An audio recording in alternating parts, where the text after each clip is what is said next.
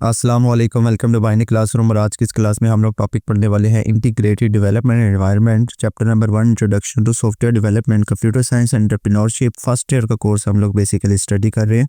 सो question है, what is an integrated development environment, IDE को explain करना है। Give example of some common IDEs और साथ में एग्जांपल देना। शॉर्ट क्वेश्चन, ये कोई ज़्यादा लेंथी सवाल नहीं है। ये एन इंटीग्रेटेड डेवलपमेंट एनवायरनमेंट, सबसे पहले तो सवाल यहाँ से भी बन सकता है, आपसे पूछा जा सकता है कि IDE की फुल फॉर्म लिखें, इसका एक्रोनियम लिखें, तो आपने लिखना होगा integrated development environment is a software suit that provide all the essential tool. ये क्या है बच्चों? एक सॉफ्टवेयर सूट है। सॉफ्टवेयर सूट का मतलब होता है कि एक ऐसा सॉफ्टवेयर जिसके अंदर बहुत से और भी सॉफ्टवेयर मौजूद हो, मीन्स के वो सिंगल एंटिटी ना हो अपने आप में, उसके अंदर मजीद भी 3-4 चीजें अटैच हो, उसको बोलते हैं सॉफ्टवेयर सूट्स। जिस तरह अगर किसी को ग्राफिक डिजाइनिंग का आइडिया हो तो ग्राफिक डिजाइनिंग में एक मशहूर सॉफ्टवेयर है एडोब कंपनी का। जिस तरह से फोटोशॉप है, एडोब फोटोशॉप बोला जाता है उसको, एडोब इलस्ट्रेटर है। सेम लाइक वीडियो एडिटिंग में बात करें तो एडोब प्रीमियर है, एडोब ऑडिशन है ऑडियो के लिए। इस तरह के जो सॉफ्टवेयर हैं लाइक एडोब आफ्टर इफेक्ट, तो ये सारे जो है एडोब के सॉफ्टवेयर हैं।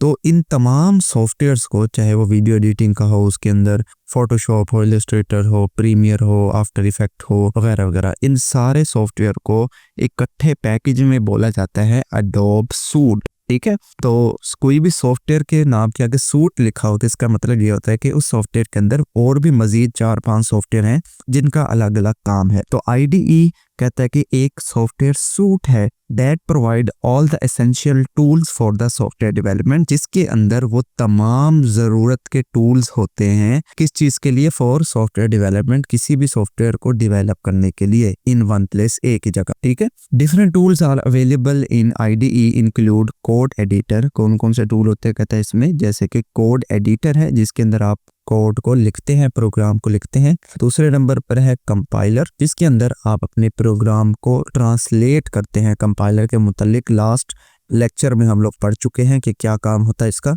और तीसरे नंबर पर है डीबगर, जो कि एरर्स फाइंड करता है। तो 3 चीजें इस पूरे IDE में मौजूद होती हैं, तीनों का अलग अलग काम है, इसीलिए इसको सॉफ्टवेयर सूट बोला जाता है। To help developer write test debug code more efficiently.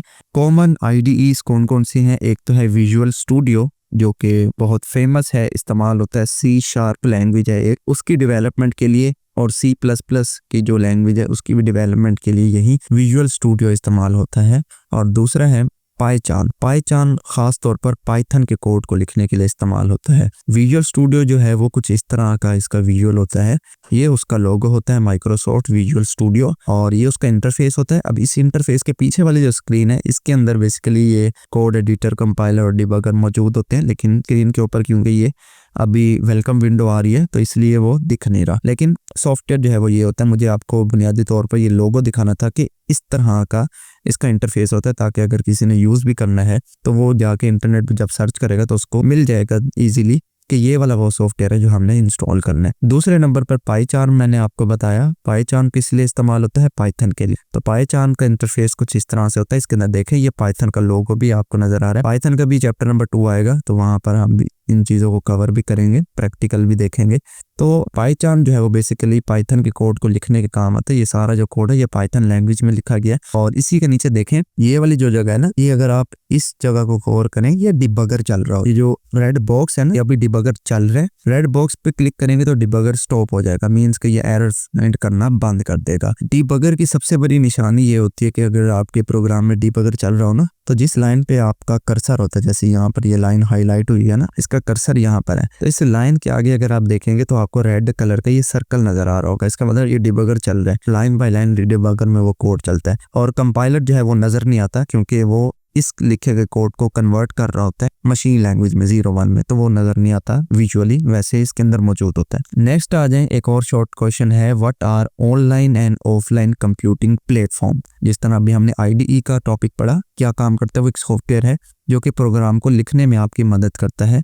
इसी तरह ये जो सॉफ्टवेयर है IDE ये मुख्तलिफ तरह के होते हैं, ऑनलाइन भी होते हैं, कुछ ऑफलाइन भी होते हैं, तो उनके रिलेटेड हमने यहाँ पर डिस्कस करना है। सबसे पहले तो कंप्यूटिंग प्लेटफॉर्म की डेफिनेशन पढ़ते हैं। Computing platform provide the environment, ये क्या प्रोवाइड करता है? एनवायरनमेंट। जिस तरह IDE भी क्या प्रोवाइड कर रहा था? एनवायरनमेंट प्रोवाइड कर रहा था। Where developer can write, run and test the code, जहां पर डेवलपर प्रोग्राम को लिख सकता है, रन कर सकता है और टेस्ट कर सकता है। यही सेम चीज हमने IDE की डेफिनेशन में पढ़ी थी कि जहां पर हम लोग अपने प्रोग्राम को राइट कर सकते हैं, टेस्ट कर सकते हैं और डीबग कर सकते हैं। तो वही ही चीज इस टॉपिक में बताई गई है। बस वो यहाँ पर ये बताना चाह रहा है कि कोई IDE ऑनलाइन इस्तेमाल होते हैं, कुछ ऑफलाइन इस्तेमाल होते हैं। जो ऑनलाइन इस्तेमाल होते हैं उनको ऑनलाइन प्लेटफॉर्म बोलते हैं। तो online platform are cloud based, online जो प्लेटफॉर्म होते हैं वो क्लाउड बेस्ड होते हैं। क्लाउड बेस्ड मीन जिनका डाटा आपके लोकल कंप्यूटर सिस्टम में सेव होने के बजाय इंटरनेट पे सेव होता है, मींस के किसी सर्वर पे सेव होता है और आप इंटरनेट को कनेक्ट करके अपना डाटा एक्सेस कर सकते हैं।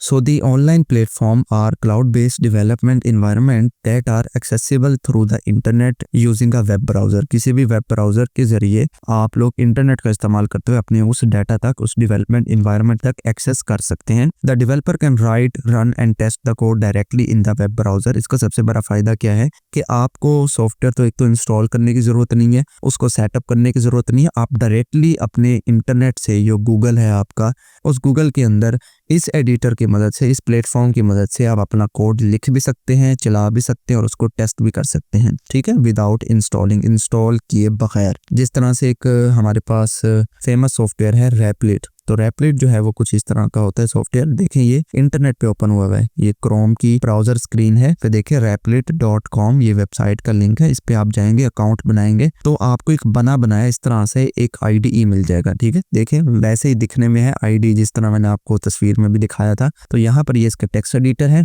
और ये जहाँ पर अभी आपको ये नजर आ रहा है, ये वैसे तो गिट खुला हुआ है, लेकिन जब आप इसको रन के बटन पर क्लिक करेंगे ना, इस वाले बटन पर, तो इसका जो आउटपुट होगा वो आपको इस स्क्रीन में नजर आ रहा होगा। ठीक है, इस स्क्रीन पे आपको आउटपुट नजर आ रहा होगा आपके इस प्रोग्राम का। ओके, नेक्स्ट बढ़ते हैं ऑफलाइन प्लेटफॉर्म। ये वो प्लेटफॉर्म होते हैं जो कि लोकल डेवलपमेंट के लिए बनाए जाते हैं, मतलब कि इंटरनेट के बगैर चलते हैं। ये मोस्टली इंटरनेट से भी चलते हैं क्योंकि बहुत सारी चीजें ऐसी होती हैं आपके सॉफ्टवेयर में जो इंटरनेट के जरिए कॉल हो रही हो, तो इंटरनेट के जरिए तो चलती हैं। लेकिन उसका कहने का मतलब ये है कि उसका जो सेटअप होता है ना, वो आपके अपने कंप्यूटर में इंस्टॉल होता है। ठीक है, मीन्स के उसका डाटा आपके कंप्यूटर में स्टोर हो रहा है, उसके सेटअप फाइल्स, उसकी प्रोग्राम फाइल्स वो भी आपके कंप्यूटर में सेव हो रही है, जबकि उसके बरक्स जो ऑनलाइन वाला था ना, उसकी इंटरनेट पे सेव होती है files. So the offline platform are local development environment installed directly on the computer। ये कंप्यूटर के ऊपर डायरेक्टली इंस्टॉल होता है। The developer can write, run and test the code। इसके अंदर भी वही बात कि डेवलपर कोड को लिख सकता है, उसको चला सकता है और उसको टेस्ट कर सकता है using the tool available in the IDEs। जो भी IDEs के अंदर टूल्स ये without connecting to the internet, internet को कनेक्ट किए बगैर।